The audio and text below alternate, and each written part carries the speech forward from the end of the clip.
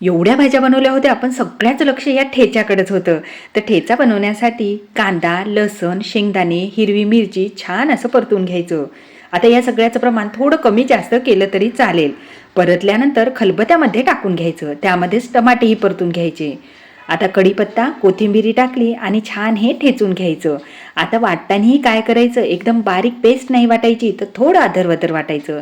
त्यानंतर परतलेले टमाटे टाकायचे, ते चवीनुसार मीठ टाकायचं आणि हे सुद्धा ठेचून घ्यायचं आहे.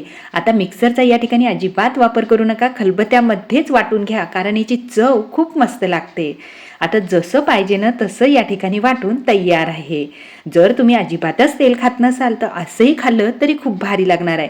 पण जास्त दिवस टिकवण्यासाठी तेलामध्ये छान जिरं मोहरी कडकडल्यानंतर ते तेल त्या ठेच्यामध्ये टाकलं आणि छान असं मिक्स करून घेतलं.